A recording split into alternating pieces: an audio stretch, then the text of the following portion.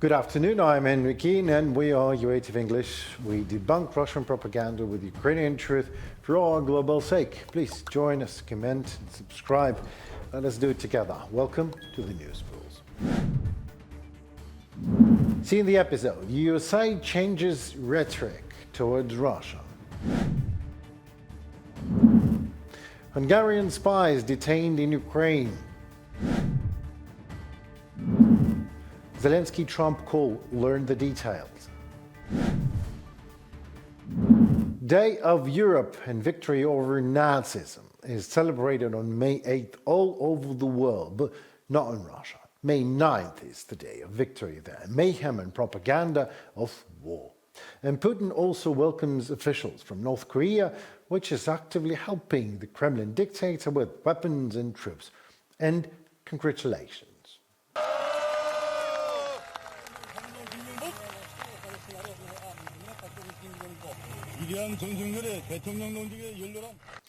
Well, this year's event is set to feature high-profile guests such as China's Xi Jinping, Brazil's Lula da Silva and Slovakia's Robert Fico, marking a stark contrast from past years where few international figures attended. And the Chinese guest announced that Russia and China are friends of steel, direct quote, not clear as S-T-E-E-L or S-T-E-A-L, marking a critical point in the American administration attempts to sever Russia from Chinese influence.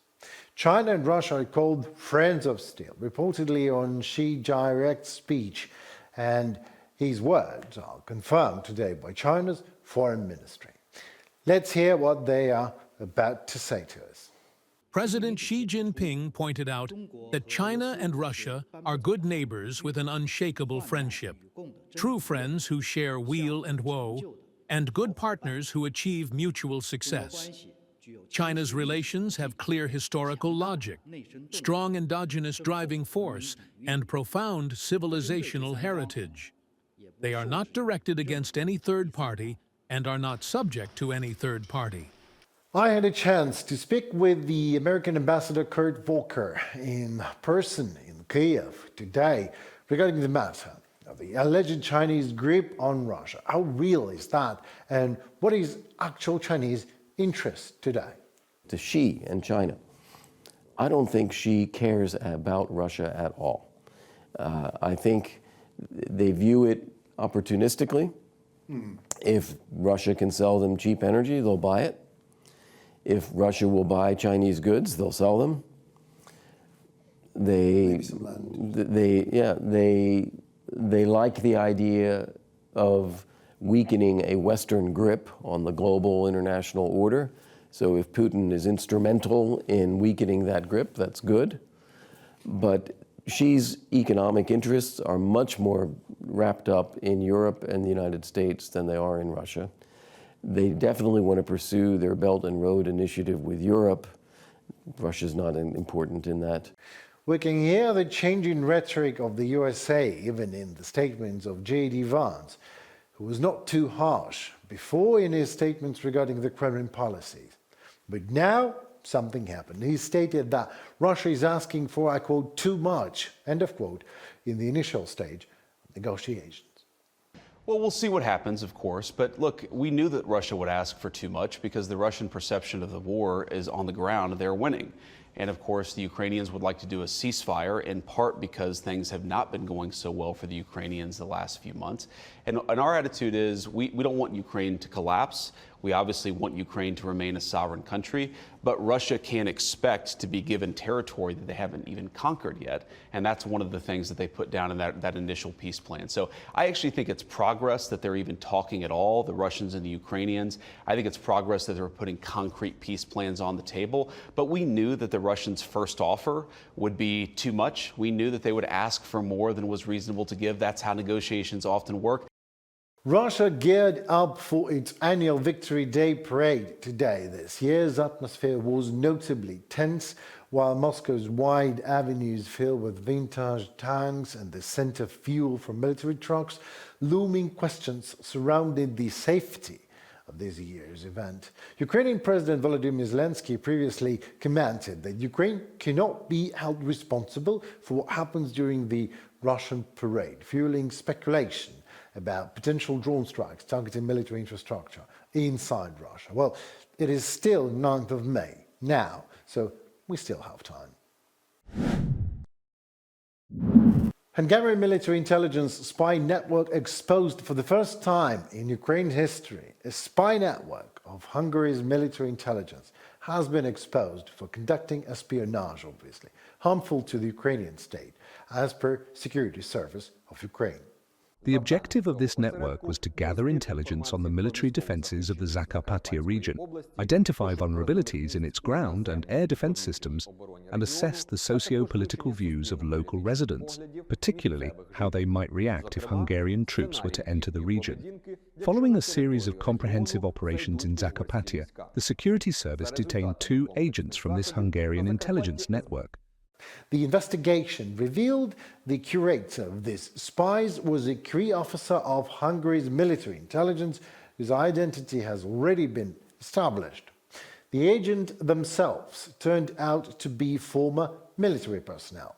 According to the intelligence service, one of the agents was tasked with assessing public sentiment and gathering info on how both the civilian population and military personnel in Transcarpathia might respond if a peacekeeping force, specifically Hungarian troops, enters the region.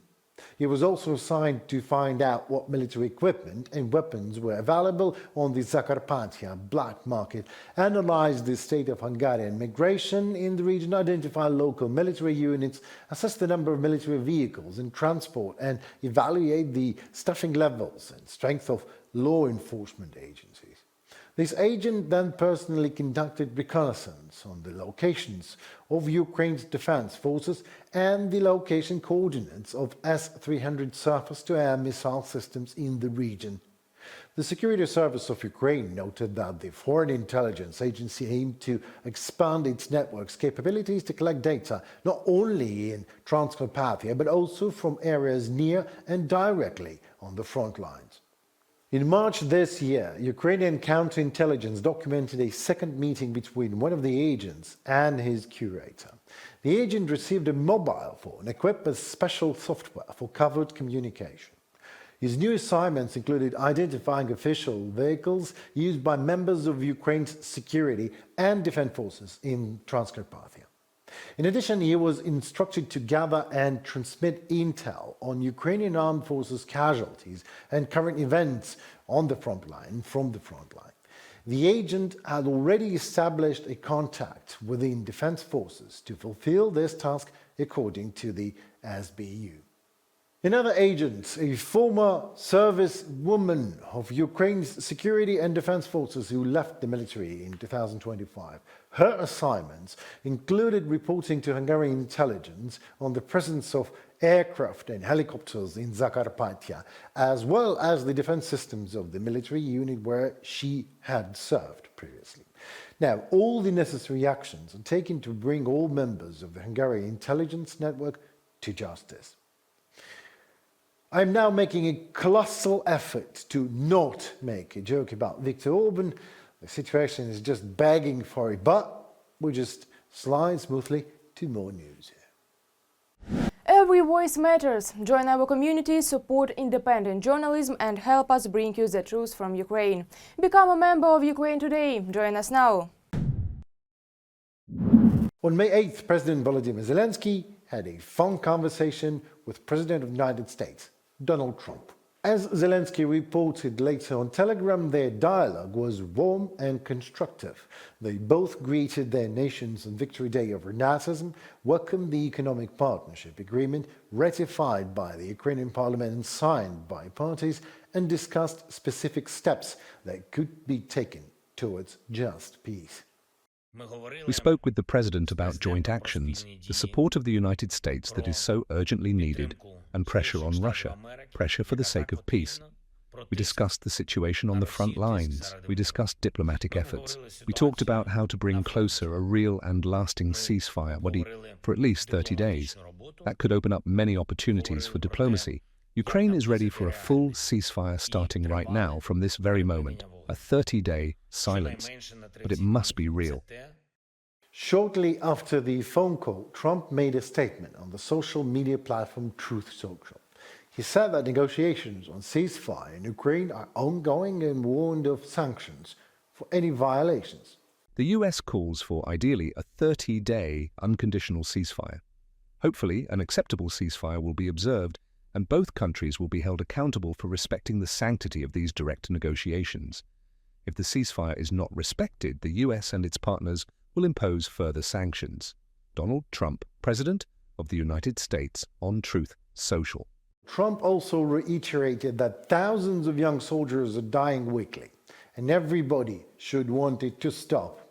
Trump added that he would remain committed to ensuring peace between Russia and Ukraine alongside Europeans, and a lasting peace it will be. This ceasefire must ultimately build toward a peace agreement. It can all be done very quickly, and I will be available on a moment's notice if my services are needed. Thank you for your attention to this matter. Donald Trump, President of the United States, on Truth Social. Today, May 9th, Europe is celebrating the Day of Europe. Delegations from 35 countries and the Council of Europe have arrived in Ukraine. Today, we celebrate the Day of Europe with Ukraine and its people because in a family, both joys and hardships are shared. An informal meeting of EU foreign ministers took place in Lviv. On the agenda was more weapons and support for Ukraine, pressure on Russia, advancing Ukraine's EU membership, creating a tribunal for Putin and his partners in crime. It is expected that on Saturday, May 10th, the leaders of Germany, France, the United Kingdom and Poland will visit Kyiv for ceremonial and commemorative events. This could send a significant diplomatic signal amid Putin's propaganda activities, and I hope it will. And returning to the thesis that Russia is looking for peace, April became the most deadly month for Ukrainian civilians in the last 6 months of this war, according to a United Nations report.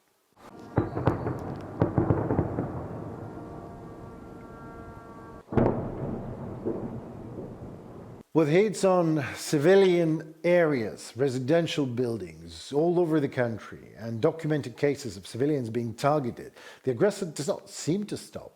It doesn't look very friendly and peaceful if you announce intentions to allegedly end war, and then right after that, dozens of strikes happen against civilian targets, even with cluster munitions. Our military correspondent Alyona Gramova was near the front line, as always, and joins an evacuation crew that helps to take people out of the most dangerous areas. From the Pokrovsk district in Donetsk region, evacuation of civilians continues. In some settlements, mandatory evacuation has been announced for families with children. Police evacuation teams known as White Angel arrived in armored vehicles to pick people up. Let's go. These officers are from Bakhmut. After their hometown was occupied by Russian forces, they continued their work and are now saving residents of Pokrovsk district. This trip is to the village of Sweetle, just 15 kilometers from the front line. They are evacuating a large family.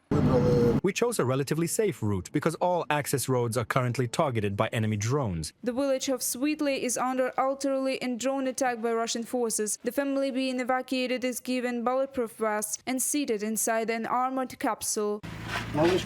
Maybe sit the little one there, closer to the wall. The three sisters, aged 7, 14 and 17, were living with their father and adult brother. Their mother passed away 8 years ago.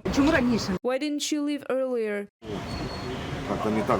Well, it wasn't as loud before, just some explosions, but now it's really close. The White Angel evacuation teams have been operating in combat zones since December 2022. First, police take people from the shelled areas to a shelter, then volunteers help relocate them to safer regions. This evacuated family will soon be taken by volunteers to Kyiv region, where they'll receive housing assistance. Since mandatory evacuation for families with children began in late March, over 300 minors have already been evacuated from Pokrovsk district with their parents. Reported by Alexandra Zaslavets, Alyona Gramova from Donetsk region, UATV News. Well, that was it for tonight. I'm Henry Keane and we are UATV English. We debunk Russian propaganda. That's what we do with Ukrainian truth for all our global sake. It was News Pulse. Stay tuned for more and see you the next week. Goodbye.